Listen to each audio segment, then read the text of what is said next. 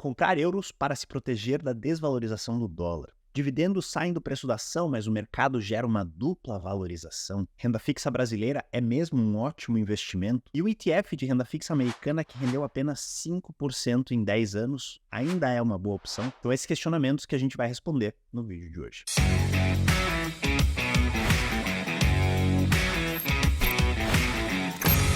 Chegou agora aqui no canal, muito prazer, meu nome é Daniel Staff, eu sou especialista em investimentos internacionais e finanças comportamentais e a minha missão aqui é trazer conteúdo de qualidade para que você tenha autonomia com o seu dinheiro e os seus investimentos. E nas últimas semanas eu recebi várias perguntas ótimas lá na minha página no Instagram e eu resolvi separar algumas delas para gravar esse vídeo aqui para vocês, que é mais um vídeo da série Investidor Sem Fronteiras Responde, onde eu pego essas dúvidas e respondo de uma forma mais completa aqui no canal do YouTube. E as dúvidas respondidas hoje trazem diversos gráficos que explicam melhor o que eu quero dizer. Então fica aqui comigo que se você gosta de gráficos, você vai adorar esse vídeo, e se você não entende muito bem os gráficos, você vai ver o poder que eles têm para te ajudar a tomar melhores decisões. E a primeira pergunta do dia vem do Bruno Alvin, e ele diz: tenho ETFs em dólar, devo comprar em euros para me proteger contra uma possível desvalorização? E antes de responder essa pergunta, eu deixo um aviso muito importante aqui. Tomem muito, mas muito cuidado com essa narrativa da desvalorização do dólar. Algumas narrativas ainda mais extremas falando sobre o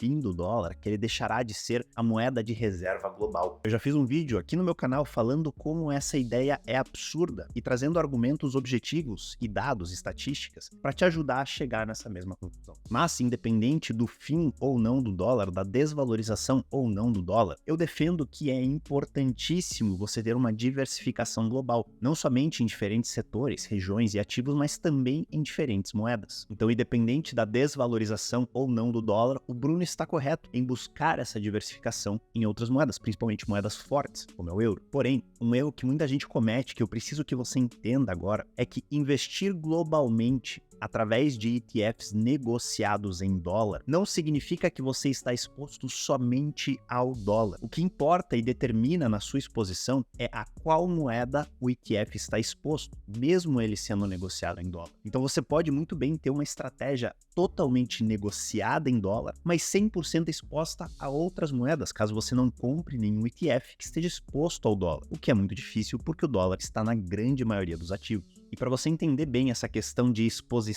e negociação dos ativos, eu vou trazer um exemplo muito palpável para a maioria de nós, que é a Bolsa Brasileira, medida pelo índice Ibovespa. Vocês podem ver aqui no gráfico, nos últimos 10 anos, o Ibovespa rendeu 161,5% em reais. Agora, se você olha para o ETF negociado em dólares na Bolsa Americana, o EWZ, que replica a Bolsa Brasileira, nesses últimos 10 anos, mesmo período, ele rendeu apenas 20,7%.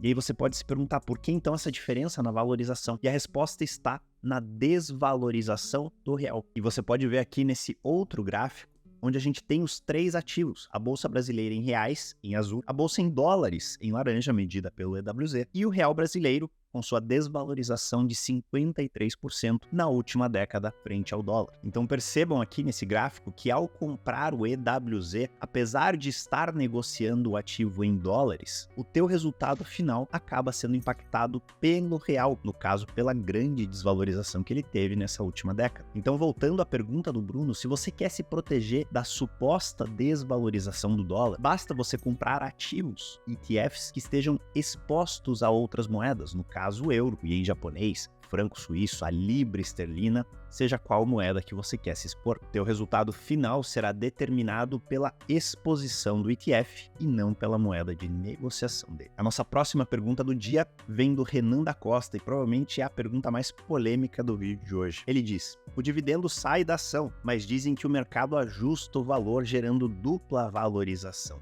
Concorda? De jeito nenhum. Eu confesso que eu não sei quem vocês estão escutando por aí, mas tem muita abobrinha sendo ensinada nas redes sociais, principalmente sobre esse tema de dividendos, que é um tema que atrai muita atenção, atrai muito engajamento, mas tem muita besteira sendo dita. E a resposta para a pergunta do Renan não é nenhuma questão de opinião pessoal minha, se eu concordo ou não. É uma questão objetiva, uma questão matemática que não tem nem como discutir com ela. E antes de trazer alguns exemplos reais aqui para vocês com gráficos, como eu fiz com a primeira pergunta, quero simplificar essa questão para vocês entenderem bem. Imagina que eu tenho uma padaria na esquina do meu bairro e você, Renan, resolve comprar essa padaria de mim. Você analisa a operação, o crescimento, os lucros, tudo que a padaria faz e fez no passado e chegamos à conclusão que essa padaria vale R$1 milhão. Você vai comprar essa padaria de mim por R$1 milhão.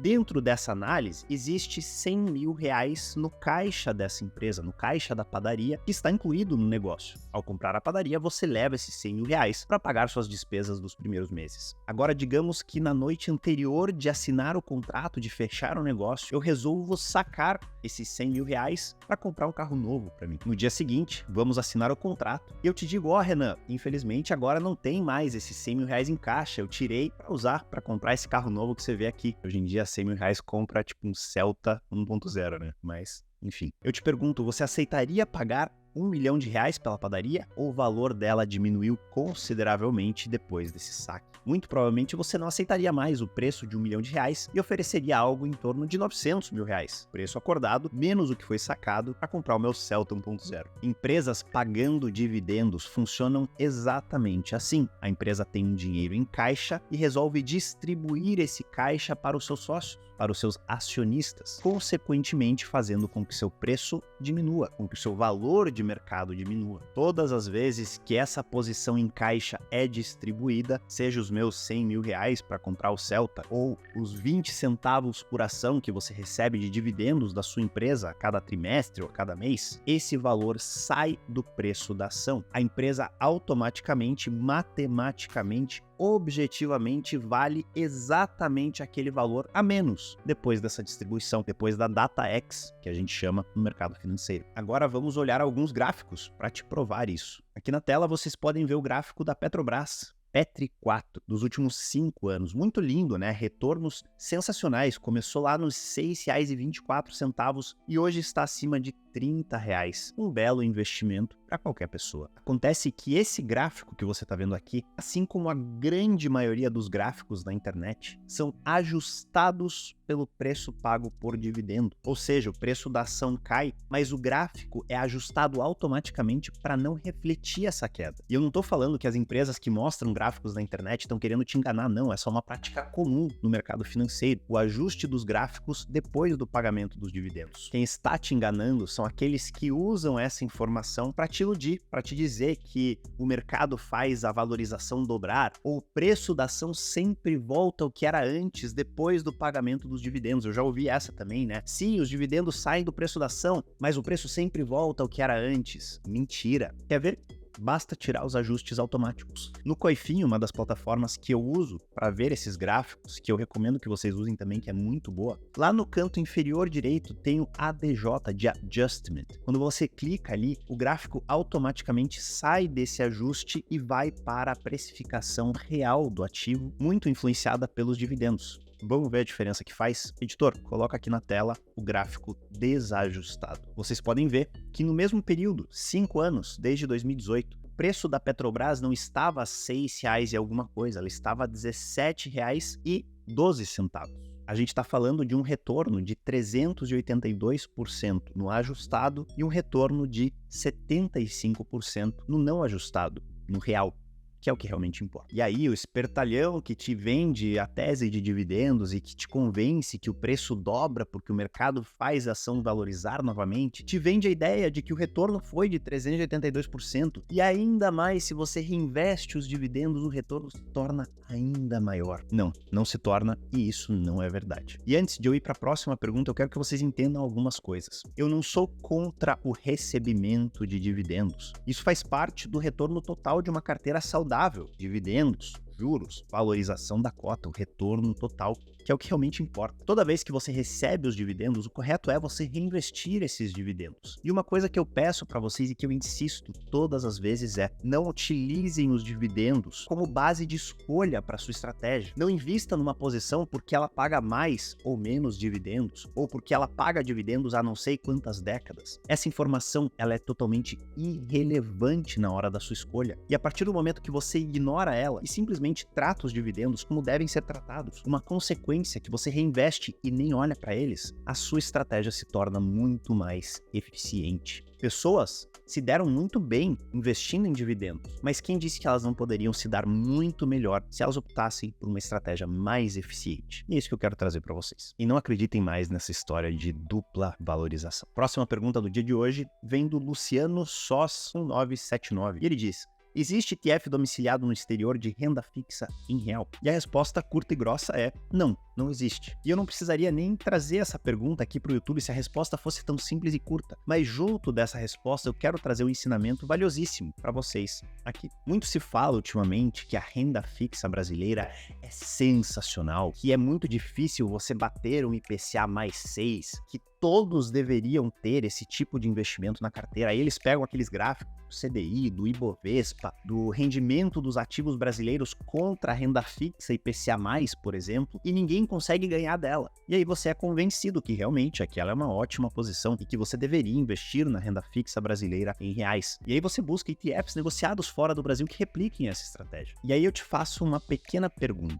Se a renda fixa brasileira, a renda fixa em reais, é mas tão boa, tão essencial, tão fundamental e todos deveriam ter em suas carteiras, por que os melhores e maiores investidores do mundo sequer têm posição na renda fixa brasileira? Pode pesquisar a alocação dos maiores investidores do mundo. Warren Buffett, Charlie Munger, George Soros, Paul Tudor Jones, Bill Ackman, até mesmo o Ray Dalio, que é um grande defensor em investimentos em mercados emergentes, incluindo o Brasil, eles não têm posições em renda fixa brasileira. Os maiores fundos de pensão, os maiores hedge funds do mundo também não têm, e os poucos que têm uma posição irrelevante, uma posição insignificante dentro da carteira. Querem saber como a gente acha essa informação? Busque no Google o nome do investidor e a sigla 13F. 13F, ou 13F, como a gente fala aqui nos Estados Unidos, é um formulário onde os grandes investidores, aqueles que gerem mais de 100 milhões de dólares, são obrigados a entregar todos os trimestres à SEC, que é a CVM americana. Nesse formulário, eles são obrigados a dizer no que eles estão investindo e quais foram as modificações de carteira, o que eles compraram e venderam nos últimos meses. Então é possível sim você descobrir o que esses investidores e esses fundos fazem com o dinheiro deles a cada 3 meses. E eles não estão investindo em renda fixa brasileira. E qual que é o ensinamento que a gente tira disso? Se esses títulos realmente fossem o suprassumo dos investimentos, as melhores posições do mundo, por que então esses grandes investidores e fundos não carregam a mão na renda fixa brasileira, não enchem a carteira deles com essas posições? Não é porque eles não podem, e sim porque eles não têm interesse. E sim porque, além dessa tal rentabilidade de IPCA mais alguma coisa, eles olham para outros fatores, como o risco envolvido nessas posições, a rentabilidade ajustada ao risco, se vale a pena ou não, as características da renda fixa brasileira, da economia brasileira, da moeda brasileira, o real, que acabou de completar 30 anos, e eles veem que essa posição acaba não fazendo tanto sentido assim. Porém, para quem mora no Brasil, o viés do país de origem,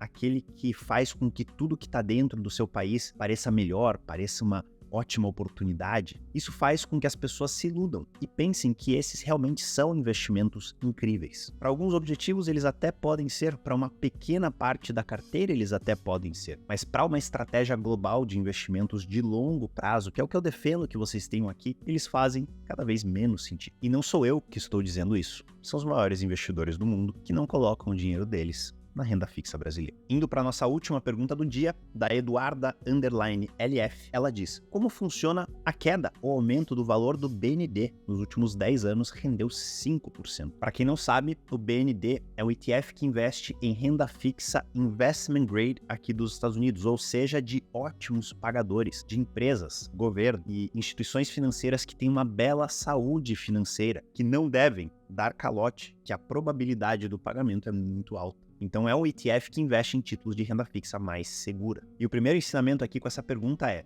nunca, mas nunca julgue uma posição de investimentos como boa ou ruim baseando-se apenas na rentabilidade que ela trouxe nos últimos 5, 10, 15 anos. Um bom investimento é aquele que se alinha com os seus objetivos, com aquilo que você precisa, com a estratégia da sua carteira e principalmente com os outros ativos que compõem a sua carteira. Existem investimentos que não rendem praticamente nada, mas que são posições incríveis para determinada estratégia. Assim como existem investimentos que rendem milhares de %, mas são uma péssima ideia. Imagina alguém que se aposentou em 2010 e colocou todo o seu patrimônio em Bitcoin. Eu nem sei quanto é a rentabilidade do Bitcoin de lá até aqui, pode ser milhares, milhões de %, sei lá, mas essa foi uma boa ideia? De jeito nenhum. E a gente comete esse erro principalmente olhando investimentos de forma isolada. Será que essa posição é boa? Será que essa ação é boa? Será que esse ETF é bom? Depende, o que mais você tem na carteira, como essas posições se relacionam, como elas se complementam, como elas estão ligadas ao seu objetivo, que é o mais importante. Dito isso, vamos ver um pequeno erro na análise da Eduarda